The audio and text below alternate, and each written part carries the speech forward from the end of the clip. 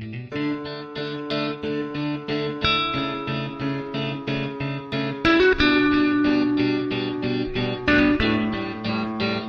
And very warm welcome to all of you. कैसे हैं आप सब? मैं आपका मेंटोर एक बार फिर से आपके सामने उपस्थित हो गया हूं लर्न इंग्लिश विदाउट रूल्स के एक नए और फ्रेश सेशन के साथ।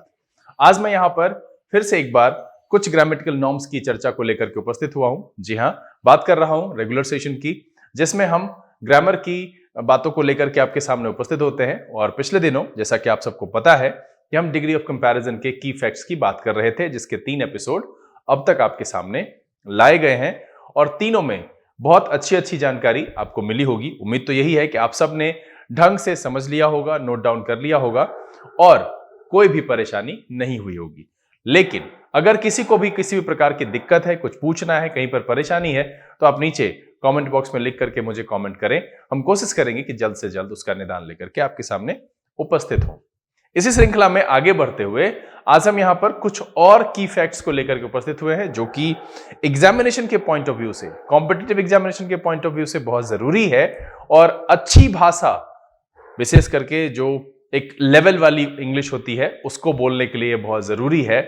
और इसलिए आप इस वीडियो में शुरू से अंत तक बने रहिएगा, भगा करके नहीं देखिएगा, क्योंकि आज जो है यहां पर मैं एरर स्पॉटिंग और सेंटेंस इंप्रूवमेंट के सवाल में पूछे जाने वाले की फैक्ट्स के सबसे इंपॉर्टेंट जानकारी को रखने वाला हूं। तो चलिए बिना देरी किए हुए सेशन की शुरुआत करते हैं। नोटबुक और पेन लेकर के तैयार हो जाइए। देखते हैं कि आखिरकार आज के सेशन में क्या विशेष बताने जा रहे हैं। चलिए देखा जाए।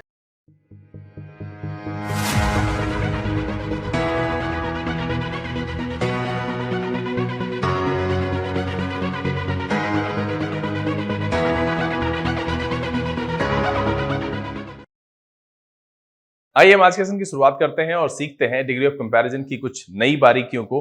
जी हां, जैसा कि मैंने शुरुआत में ही कहा कि आज का ये एपिसोड कॉम्पिटिटिव एग्जामिनेशन के पॉइंट ऑफ व्यू से बहुत ही इंपॉर्टेंट है। इस पर सवाल पूछा जाता है और अधिकांश बच्चे समझदारी ना होने की वजह से नो एरर करते हैं या फिर गलतियां चुन पाने में अपने आप को असमर्थ महसूस करते हैं। तो आज हम उसी पर विस्तार से चर्चा करेंगे। सेशन को शुरू करेंगे, लेकिन उससे पहले जो लोग इस चैनल पर नए हैं, चैनल को सब्सक्राइब कर लीजिए, बेल आइकन जरूर प्रेस कीजिएगा, ताकि यहां से अपलोड की गई वीडियोस की नोटिफिकेशन आपको मिले और आपका कोई भी सेशन मिस ना हो। लाइक और शेयर करने में कंजूसी नहीं कीजिएगा। चलिए सेशन की शुरुआत करते हैं। एज यूजुअल, जैसा कि आपको पता है कि हम बात क्या कर रहे हैं, डिग्री ऑफ कंपैरिजन की, है ना। किसकी बात कर रहे हैं? डिग्री ऑफ कंपैरिजन की। और यहां हम जानकारी दे रहे हैं की फैक्ट्स की। जानकारियां जो दी जा रही है वो दी जा रही है की फैक्ट्स की, है ना। अब तक जो कुल मिलाकर के जानकारी दी है मैंने, उसमें मैं अगर मोटा मोटी चर्चा कर लूं तो मैंने ये कहा कि एज और सो एज के साथ हम पॉजिटिव डिग्री के एडजेक्टिव का इस्तेमाल करते हैं। एज का प्रयोग हम जो है अफर्मेटिव नेगेटिव दोनों में कर सकते हैं। सो एज का प्रयोग सिर्फ नेगेटिव में किया जाता है। फिर मैंने कहा कि कंपैरेटिव डिग्री के एडजेक्टिव के साथ हम जनरली देन का प्रयोग करते हैं। अगर हम एक से ज्यादा कंपैरेटिव डिग्री के एडजेक्टिव का प्रयोग कर रहे हैं तो लास्ट वाले के बाद देन का प्रयोग करेंगे। अगर हम एक से ज्यादा सुपरलेटिव डिग्री का प्रयोग करें, जैसा कि आपको पता है कि सुपरलेटिव डिग्री के पहले हम द का प्रयोग करते हैं, एक से ज्यादा सुपरलेटिव डिग्री का प्रयोग करेंगे तो पहले वाले के पहले हम द का प्रयोग करेंगे। एक ही परिस्थिति है अभी तक जो बताई है मैंने आपको, जिसमें कि हम द को छोड़ सकते हैं। अगर हम पॉजिटिव एडजेक्टिव का प्रयोग सुपरलेटिव डिग्री के एडजेक्टिव से पहले कर देते हैं तो उस स्थिति में हम द का प्रयोग नहीं करेंगे। You are my best friend, इस कंडीशन में हम वहां पर द का प्रयोग नहीं करते हैं। फिर मैंने आपको जानकारी दी आगे बढ़कर के कि अगर हम टू का प्रयोग कर रहे हैं, TOO का प्रयोग कर रहे हैं, तो उसके बाद पॉजिटिव डिग्री के एडजेक्टिव का प्रयोग करते हैं। अगर हम सेंटेंस में एनफ का प्रयोग कर रहे हैं तो उससे पहले हम पॉजिटिव डिग्री के एडजेक्टिव का प्रयोग करते हैं। रिलेटिवली और कंपैरेटिवली के साथ हम पॉजिटिव डिग्री के एडजेक्टिव का प्रयोग करते हैं। ठीक है। फिर उसके बाद मैंने पहले दी थी OR वाले जो लैटिन ओरिजिन वाले शब्द थे, उसकी जानकारी दी, तो उस पर हम उतने विस्तार से नहीं जाएंगे, काफी लंबा समय लग जाएगा। मैं यहां पर ऐड कर देता हूं, वो एपिसोड आप देख लीजिए। की फैक्ट्स के 3 एपिसोड इससे पहले आए हैं और मुझे लगता है कि ये चर्चा मैंने पिछले एपिसोड में ही की है और आप सबको समझ में आ गई होगी। फिर मैंने एक जो अहम जानकारी दी थी वो ये थी कि जनरली तो हम देन का प्रयोग करते हैं कंपैरेटिव डिग्री के एडजेक्टिव के बाद। अगर हम कंपैरिजन प्लस सिलेक्शन की बात करें तो वैसी परिस्थिति में हम देन का प्रयोग नहीं करके ऑफ का प्रयोग करते हैं। लैटिन ओरिजिन वाला जो एडजेक्टिव होता है जिसका आखिरी दो अक्षर जो होता है वो OR होता है, तो उसके साथ हम टू का प्रयोग करते हैं। और जब कोई ऑब्जेक्ट ऑफ कंपैरिजन नहीं होता है वैसी परिस्थिति में हम ना देन का प्रयोग करते हैं, ना ऑफ का प्रयोग करते हैं, ना टू का प्रयोग करते हैं। ये जो कंपैरिजन प्लस सिलेक्शन वाली स्थिति थी, ये पहली स्थिति थी जहां पर हम कंपैरेटिव डिग्री के एडजेक्टिव के पहले द का प्रयोग करते हैं। साधारण तौर पर सुपरलेटिव डिग्री के पहले एडजेक्टिव का प्रयोग किया जाता है। दूसरी परिस्थिति फिर मैंने बताई थी कि अगर दो व्यक्ति, वस्तु या स्थान के गुण जो है वो डायरेक्टली प्रोपोर्शनल हो, एक बढ़े तो दूसरा भी बढ़े, एक घटे तो दूसरा भी घटे, वैसी परिस्थिति में भी हम कंपैरेटिव डिग्री के पहले द का प्रयोग करते हैं। The more Pepsi the more cricket. एक जानकारी मैंने दी थी कि मैंने खुद ही सिखाया था आपको कि जो एक्स लेवल वाले शब्द होते हैं जैसे कि tall, red, big, happy, pretty, इस सब के साथ हम ER का प्रयोग करते हैं और EST का प्रयोग करते हैं क्रमशः कंपैरेटिव और सुपरलेटिव बनाने के लिए। यानी कि ER का प्रयोग करते हैं कंपैरेटिव बनाने के लिए और EST का प्रयोग करते हैं हम सुपरलेटिव बनाने के लिए।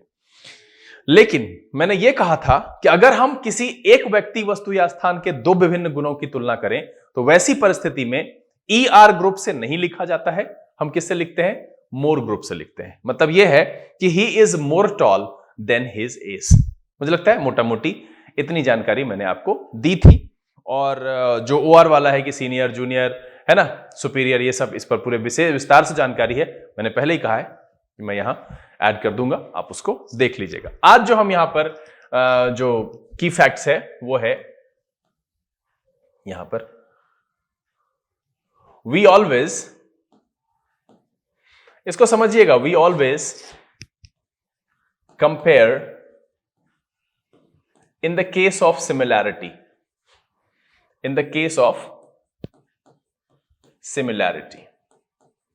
अब देखिए सिमिलैरिटी की बात क्या है, भले ही मैं इसको यहां पर पढ़ा रहा हूं, लेकिन इस चीज को ध्यान दीजिएगा कि शुरुआत से ही डिग्री के कॉन्सेप्ट की जब हमने शुरुआत की, जब हमने इसको समझाना शुरू किया, उसी समय में मैंने कहा था कि यह बहुत एक साधारण समझ है कि हम कभी भी जो है मछली की तुलना बंदर से नहीं कर सकते हैं उसके स्किल्स के आधार पर। प्राणी के आधार पर कर सकते हैं, लेकिन अब मछली जल में तैर सकती है, बंदर पेड़ पर चढ़ सकता है, तो उसकी तुलना नहीं की जा सकती है। मतलब यह है कि हमेशा से जब भी किसी चीज को हम कंपेयर करें तो बराबरी में करना पड़ेगा। हमने क्या कहा था कि मालिक और नौकर की तुलना इस आधार पर नहीं की जा सकती है कि एक मालिक है एक नौकर है। मालिक और नौकर की तुलना की जा सकती है उसके शारीरिक संरचना, उसके रंग रूप, मतलब है कि जो कॉमन गुण होता है दोनों के बीच में, उसके आधार पर तुलना की जाती है। तो वही चीज यहां पर लिखा हुआ है कि we always compare in the case of similarity. अब केस ऑफ सिमिलैरिटी क्या है? तो देखिए, एक होता है सब्जेक्टिव। अगर हम केस की बात करें तो मैं यहां पर सीधा कहूंगा कि बेसिक में बहुत शुरुआत में मैंने बेसिक में 3-4 एपिसोड बनाया है, वहां पर आप जाकर के देख सकते हैं, बहुत पुराना है। केस में एक होता है सब्जेक्ट की तरह यूज करते हैं, एक होता है ऑब्जेक्ट की तरह यूज करते हैं, और एक होता है पॉजेसिव केस, हम पोजेशन के लिए यूज करते हैं। तो ये 3 केस होता है, सब्जेक्टिव, ऑब्जेक्टिव और पॉजेसिव। मुझे लगता है कि शायद आप समझ रहे होंगे कि सब्जेक्टिव में हम क्या यूज करते हैं, आई यूज करते हैं, यू यूज करते हैं, ही यूज करते हैं, ये आप समझते हैं। ऑब्जेक्टिव में यूज करते हैं तो हम मी यूज करते हैं, यू यूज करते हैं, हिम यूज करते हैं, है ना। और अगर हम पॉजेसिव की बात करें तो माई यूज करते हैं, योर यूज करते हैं, है ना, हिज यूज करते हैं। तो इस तरीके से आप इस बात को समझते हैं। तो यहां पर जो पहली बात रखी गई है, इस बात को तो आप कान खोल करके और बहुत ध्यान से समझ लीजिए और अपने पास रख लीजिए कि हमेशा बराबरी के केस में ही कंपेयर किया जाएगा। ऑब्वियसली अगर हम केस से बाहर भी चले जाएं तो हम समानता ढूंढ करके ही कंपेयर करते हैं। तो यहां पर जब बात आएगी तो बराबरी के केस में कंपेयर करने की ही बात आएगी। और इसमें पहला जो आ जाएगा वो क्या आएगा? पहला मेरा आएगा क्या? Subjective to subjective comparison. इसको ध्यान से देखिएगा कि मैंने कहा कि बराबरी में कंपेयर करने का मतलब है कि सब्जेक्टिव केस को अगर हम कंपेयर करें तो सब्जेक्टिव से ही करेंगे, है ना। सब्जेक्टिव को जब भी करेंगे सब्जेक्टिव से ही करेंगे, सब्जेक्टिव टू सब्जेक्टिव ही कंपैरिजन करेंगे। इसमें हम कभी भी सब्जेक्टिव को ऑब्जेक्टिव से कंपेयर नहीं करेंगे। अगर हम एग्जांपल के तौर पर देखें तो हम ये कह सकते हैं कि Ram is better than I. ये बिल्कुल सही है, आपको सुनने में अजीब लगे, लेकिन यहां पर इसका केस देखिए कि ये सब्जेक्टिव है। अगर आपको समझ में नहीं आ रहा है कि राम सब्जेक्टिव कैसे है, तो सब्जेक्ट की जगह पर इस्तेमाल हुआ है। चूंकि ये नाम है तो सब्जेक्ट की जगह पर भी वैसा ही प्रयोग होता है और ऑब्जेक्ट की जगह पर भी वैसा ही प्रयोग होता है। और ये भी देखिए कि ये भी क्या है, सब्जेक्टिव केस है ना। इसका ऑब्जेक्टिव क्या होगा, तो मी होगा, जैसा कि मैंने इधर लिख रखा है, और इससे आपको अंदाजा आ गया होगा कि ये भी सब्जेक्टिव केस है।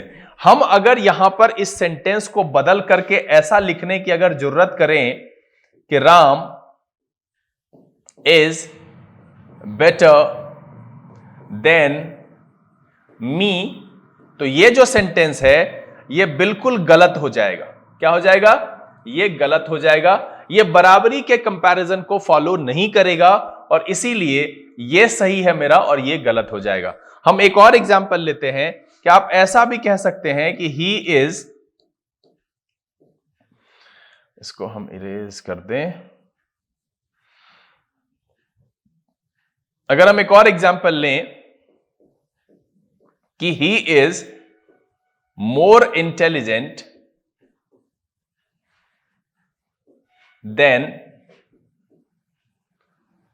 सी, बिल्कुल ये सही है, क्योंकि देखिए इसका भी केस जो है वो क्या है, सब्जेक्टिव है। क्या है, सब्जेक्टिव है।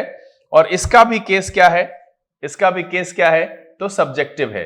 यहां पर अगर हम हर लिख देते हैं, ये चीज गौर कीजिएगा कि अगर किसी ने ये कह दिया, अक्सर बोलचाल में लोग इस बात को बोल देते हैं, हाँ you are better than me, गलत है ये, you are better than I. तो यहां पर जो इस तरीके से लिखा हुआ है, अगर हम यहां पर इसको सी ना लिखकर इसको अगर हम हर लिखेंगे ना, तो ये जो है वो गलत हो जाएगा। हम इसका प्रयोग नहीं कर सकते हैं, हर का प्रयोग यहां नहीं होगा। क्यों नहीं होगा, ये समझिए कि हमेशा से बराबरी के केस में कंपेयर किया जाता है। और यहां ध्यान देने वाली बात यह है कि ये जो कंपैरिजन है वो सब्जेक्टिव टू सब्जेक्टिव कंपैरिजन है। और इसीलिए जब कभी भी, अब आपके मन में एक लॉजिक आता है कि सर वर्ब के बाद जब भी रखा जाता है तो ऑब्जेक्टिव केस ही रखा जाता है, प्रोनाउन का ऑब्जेक्टिव केस ही रखा जाता है। बिल्कुल सही है, जैसे हम लोग लिखते हैं तो टीच आई नहीं होता है, टीच मी होता है, हम समझते हैं। इस बात को आपको ध्यान में रखना होगा कि नॉर्मल कंडीशन में अगर हम वर्ब के बाद रखेंगे तो ऑब्जेक्टिव केस ही रखेंगे, है ना। टीच मी रखेंगे, हेल्प मी रखेंगे, है ना, हेल्प हिम रखेंगे, तो मतलब ऑब्जेक्टिव केस ही रखाएगा। लेकिन ये एक डिग्री की ऐसी परिस्थिति है जहां पर हम क्या करेंगे कि आपको सब्जेक्टिव केस ही रखना है, बराबर दिखाना है कि राम भी एक सब्जेक्ट के तौर पर लिया गया है और ये आई जो है ये भी एक सब्जेक्ट के तौर पर लिया गया है। और इसीलिए तब ये सेंटेंस सही हो जाता है कि Ram is better than I. अब यहां पर है कि क्या इसमें कुछ ऐसी बात है जहां पर कि मी हो सकता है, हाँ बिल्कुल हो सकता है, ठीक है। अगर हम लैटिन ओरिजिन वाले एडजेक्टिव की बात करें, लैटिन ओरिजिन के केस में आपको पता है ना, लैटिन ओरिजिन वाले जो एडजेक्टिव होते हैं उसके केस में क्या होता है कि OR होता है आखिरी 2 लेटर। तो ऐसे केस में, और इसके बाद क्या लगता है, टू लगता है, तो टू की वजह से यहां पर जो है वो ऑब्जेक्टिव केस हो जाएगा, है ना। इस प्रेपोजिशन की वजह से जो है वो ऑब्जेक्टिव केस होगा, यहां पर आई नहीं होगा। ये ध्यान दीजिएगा कि लैटिन ओरिजिन वाला जो एडजेक्टिव, देखिए यहां इस बात को गौर कीजिएगा, ये पक्का तय है कि सब्जेक्टिव टू सब्जेक्टिव ही कंपैरिजन होगा और यहां पर बिल्कुल Ram is better than I ही होगा, यहां मी होने के चांसेस नहीं है। अब यहां पर एक सवाल उठता है कि क्या सर मी किसी भी परिस्थिति में हो सकता है, तो हां एक परिस्थिति है मेरे साथ, है ना, उसको आप नोट में लिख सकते हैं, है ना, कि लैटिन ओरिजिन वाला जो एडजेक्टिव है जिस पर हमने विस्तार से चर्चा की है, उसमें जो लास्ट OR होता है उसके बाद टू लगता है, तो इसकी वजह से ये ऑब्जेक्टिव केस में चेंज हो जाएगा। हम इसको कहेंगे एग्जाम्पल के तौर पर, अगर हम इसका एग्जाम्पल रखें तो क्या हो जाएगा, he is senior to me. क्या हो जाएगा, he is senior to me. अब यहां पर जो है ये सेंटेंस सही है। अगर हम इसको ऐसे लिख देते हैं, अगर हम इसको ऐसा लिख देते हैं ये समझ करके कि भैया कंपैरिजन के केस में हमको सब्जेक्टिव टू सब्जेक्टिव करना है, सीनियर टू आई, तब ये सेंटेंस गलत हो जाएगा। क्यों, क्योंकि ये टू की वजह से मी हुआ है और इसीलिए यहां पर ये लिखना गलत है।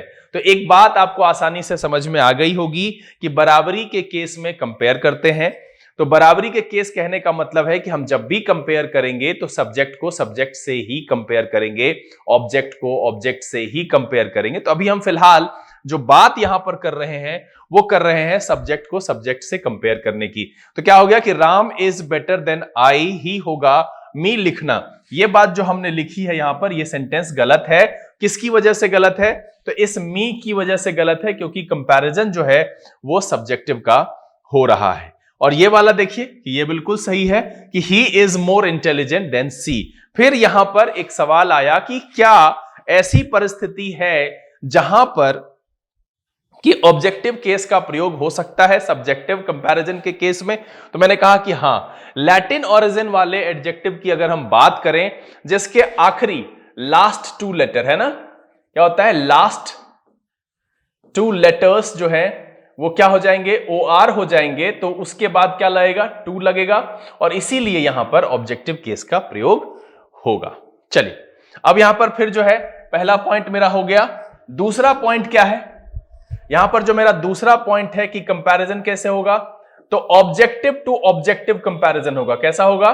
ऑब्जेक्टिव टू ऑब्जेक्टिव कंपैरिजन होगा। यह ध्यान देने वाली बात है कि पहला सब्जेक्टिव टू सब्जेक्टिव क्लियर हो गया, उसमें मैंने बता दिया कि भैया एक परिस्थिति होगी जहां पर हम सब्जेक्ट के साथ ऑब्जेक्टिव केस लिखेंगे, वो लैटिन ओरिजिन वाला, क्योंकि वहां पर हम टू प्रेपोजिशन का इस्तेमाल करते हैं और टू प्रेपोजिशन के इस्तेमाल करने की वजह से ऑब्जेक्टिव केस का प्रयोग होगा, he is senior to me. वहां पर सीनियर टू आई नहीं लिखेंगे। अब यहां पर क्या है कि ऑब्जेक्टिव केस में कंपेयर करने का क्या मतलब है? देखिए कि यहां एक्चुअली अगर हम एग्जाम्पल के तौर पर लें तो हम इसमें क्या कह सकते हैं कि दे टीच मी, क्या लिखेंगे हम यहां लिखेंगे दे टीच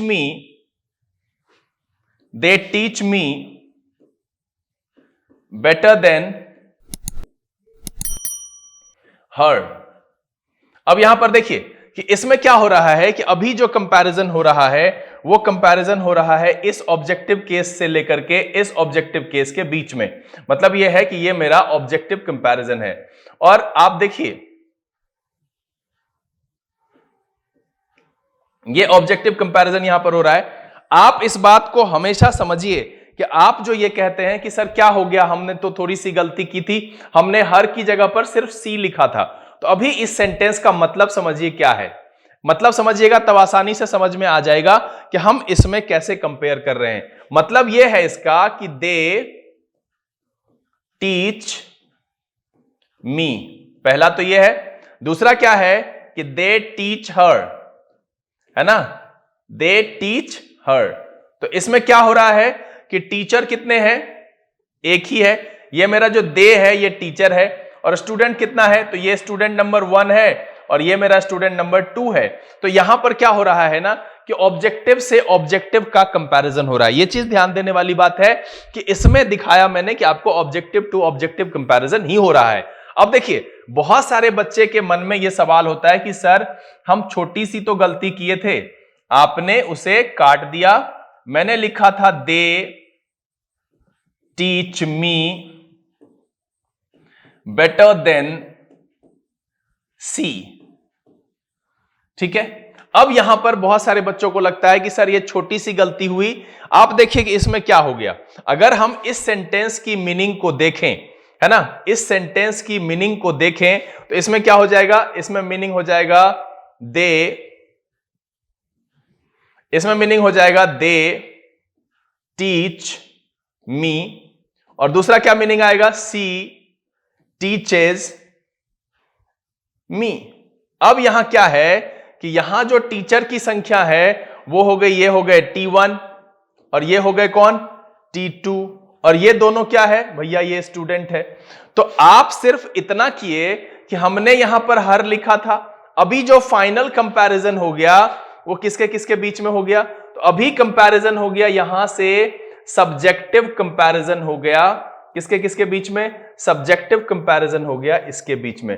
तो ये ध्यान देने वाली बात है कि है सेंटेंस दोनों सही, है ना, है सेंटेंस दोनों सही, ये भी करेक्ट सेंटेंस है और ये भी करेक्ट सेंटेंस है। लेकिन मैं ऐसा क्यों लिख करके आपको दिखाया कि इस सेंटेंस में एक टीचर 2 स्टूडेंट, ये देखिए गौर करने वाली बात है। और इस सेंटेंस में 2 टीचर और 1 स्टूडेंट है। तो ये बात आपको समझनी पड़ेगी कि अगर आप थोड़ा सा बदलाव करते हैं कि यहां हर की जगह पर आप सी लिख देते हैं, तो इसका मतलब यह हो जाता है कि आपने सब्जेक्ट टू सब्जेक्ट, सिंपल है कि ये इसके साथ कंपैरिजन में आ गया कि ये सब्जेक्टिव कंपैरिजन हो गया, ये ऑब्जेक्टिव कंपैरिजन नहीं हुआ और सेंटेंस का सीधा सीधा मीनिंग बदल गया। आप ये बताना चाह रहे थे कि वे मुझे उससे अच्छा पढ़ाते हैं, मतलब कि एक ही टीचर है, मुझे भी पढ़ाते हैं, उसे भी पढ़ाते हैं, और जब हम कंपेयर कर रहे हैं तो कह रहे हैं कि उससे मुझे बेहतर पढ़ाते हैं। लेकिन अगर आप हर न लगा करके वहां सी लगा दिए तो इसका मतलब ये आया कि वे मुझे पढ़ाते हैं और वो एक मैम है, वो भी मुझे पढ़ाती हैं, लेकिन वे जो जेंट्स हैं, जो सर हैं, वो मुझे मैडम से अच्छा पढ़ाते हैं। तो यहां पर क्या हो गया कि ये शिक्षक यानी कि सब्जेक्ट के बीच में कंपैरिजन हो गया। तो मुझे लगता है कि ये बात जो 2 मैंने आज यहां पर आपके लिए रखी है, मैं यहां पर वीडियो को एंड करूंगा और तीसरा जो इसका है पॉजिटिव टू पॉजिटिव, वो हम अगले दिन लेकर के उपस्थित होंगे। वीडियो को हम ज्यादा लंबा नहीं करना चाहते, आप इस पर सोचिएगा, एग्जाम्पल देख करके समझ करके रखिएगा, और अगर कोई मन में सवाल हो तो पूछिएगा। देखिए मैंने क्या कहा, मैंने कहा कि we always compare in the case of similarity, हम हमेशा बराबरी के केस में कंपेयर करते हैं। कैसे? पहला लिखा मैंने कि सब्जेक्टिव टू सब्जेक्टिव कंपैरिजन करते हैं, तो मैंने लिखा Ram is better than I. अधिकांश लोग, आप मुझे ये लिख करके बताइएगा जो भी देख रहे हैं, सबसे पहले अगर आप नए हैं तो आप चैनल को सब्सक्राइब कर दीजिए, बेल आइकन प्रेस कर दीजिए, नोटिफिकेशन को ऑल पे रखिए ताकि यहां से जो भी वीडियो जाती है उसकी नोटिफिकेशन आपको मिले और कोई भी वीडियो मिस ना हो। लाइक कर दीजिए, आगे तक बढ़ा दीजिए, शेयर कर दीजिए ताकि आपके मित्र भी सीख सकें। देखिए मुझे ये लिख करके कमेंट में बताइएगा, क्या आप इस चीज को इस तरीके से समझते थे कि Ram is better than me नहीं होना चाहिए, Ram is better than I होना चाहिए, you are better than me नहीं होना चाहिए, you are better than I होना चाहिए? क्या आप इस डिफरेंस को समझते थे? अगर आप समझते थे तो भी, नहीं समझते थे, दोनों बात में से हां या ना आप लिख करके मुझे बताइए। आप समझिए कि जब हम सब्जेक्ट को कंपेयर करेंगे तो यहां पर आई ही होगा, मी लिखना गलत हो जाएगा। ठीक है, यहां पर देखिए कि दोनों है क्योंकि हम सब्जेक्ट को कंपेयर कर रहे हैं। मैंने कहा, फिर मन में सवाल आया कि क्या किसी परिस्थिति में कंपैरिजन के केस में बाद में ऑब्जेक्टिव का सब्जेक्टिव से हो सकता है? देखिए यहां पर है सब्जेक्टिव ही। मैंने कहा कि लैटिन ओरिजिन वाले जो एडजेक्टिव हैं, उस लैटिन ओरिजिन वाले केस में हम क्या करते हैं, चूंकि लास्ट 2 लेटर ओ आर है, वहां पर टू लगता है, तो टू के बाद जो है प्रेपोजिशन के बाद, ये कॉन्सेप्ट ध्यान रखिएगा कि प्रेपोजिशन जब भी हम इस्तेमाल करते हैं सेंटेंस में, तो जब प्रोनाउन यूज करते हैं हम ऑब्जेक्टिव केस का प्रयोग करते हैं। ठीक है, ऑब्जेक्टिव केस का प्रयोग करते हैं। तो यहां पर क्या होगा कि ऐसी परिस्थिति में हम मी लिख सकते हैं, he is senior to me. फिर उसके बाद दूसरा आ गया क्या, ऑब्जेक्टिव टू ऑब्जेक्टिव कंपैरिजन। और इसमें समझने वाली बात यह हो गई कि आप जिसको एक छोटी सी गलती समझते हैं कि सर हर की जगह पर सिर्फ सी लिखा था, अनर्थ हो गया कि अगर आप हर लिख रहे हैं तो एक मी स्टूडेंट है और एक हर स्टूडेंट है।